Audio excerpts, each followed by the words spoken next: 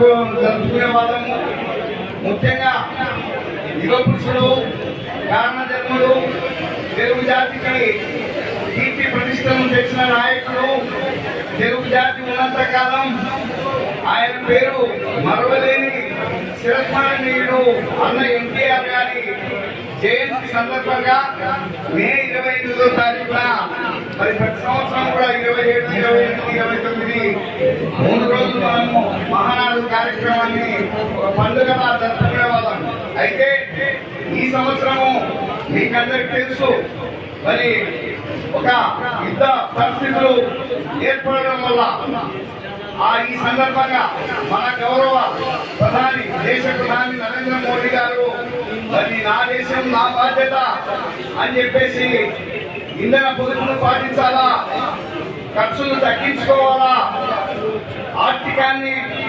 ఆర్థిక పొదుపును పాటించాలని చెప్పేసి ఆయన పిలిపివ్వడం వల్ల దాన్ని గౌరవిస్తూ దాన్ని అమలు చేసేదానికి మొట్టమొదటిగా మన నాయకుడు, మన పార్టీ అధ్యక్షులు, ప్రియతమ నాయకులు నారా చంద్రబాబు నాయుడు గారు శ్రీకారం చుట్టి ఆయన మొట్టమొదటిగా దానికి అడుగులు వేసిన పరిస్థితి కూడా మనం చూసినాం. ఆయనే నేరుగా ఆయన కాన్వాయ్ని తగ్గించుకొని ఒక ఆదర్శంగా నిలబడడం కూడా జరిగింది. అంతేకాదు మన యువ నాయకుడు నారా లోకేష్ బాబు గారు కూడా మరి ఆయన కాన్వాయ్ని తగ్గించుకొని మన ప్రధాని గారు ఇచ్చిన పిలుపును మరి దాన్ని అమలు చేసే క్రమంలో ఆయన కూడా ఆయన కాన్వాయ్ని తగ్గించుకోవడం జరిగింది. మన ఎమ్మెల్యే గారు మరి రద్దగిరి నుంచి రోజు వరకు ప్రజలకు ఒక సంకేతాన్ని ఇచ్చేదానికి ఆర్టీసీ బస్సులో, ఆర్డినరీ బస్సులో దాదాపు గంట సేపు ప్రయాణం చేసిన కార్యక్రమాన్ని కూడా మన ఎమ్మెల్యే గారు పాటించడం జరిగింది. ఇది దేశ ప్రజల కోసం, దేశ ప్రజలను అవేర్నెస్ చేసేదాని కోసం మన ప్రధానమంత్రి ఇచ్చిన పిలుపును అమలు చేసే క్రమంలో కింది నుంచి పై దాకా అందరం కూడా దాన్ని పాటించాలని చెప్పేసి పెట్టుకోవడం వల్లనే, మన పిలుపు ఇవ్వడం వల్లనే ఈరోజు మన మహానాడులు మనము మరి ఈ రూపంలో డిజిటల్ రూపంలో మరి క్లస్టర్ వైజ్ గా జరుపుకునే కార్యక్రమానికి శ్రీకారం చుట్టడం జరిగింది. ఏ క్లస్టర్లో అక్కడ వాళ్ళందరూ కూడా పార్టీ సభ్యులు, సానుభూతిపరులు అందరూ కూడా నాయకులు ఆ క్లస్టర్లో హాజరయ్యి 2 రోజుల పాటు మరి ఆ మహాపండుగను జరుపుకోవాలని పిలుపుకోవడం జరిగింది. మీకందరికీ తెలుసు, మన నాయకుడు సంక్షోభాల్లో అవకాశాలను అందిపుచ్చుకునే నాయకుడు నారా చంద్రబాబు నాయుడు గారు.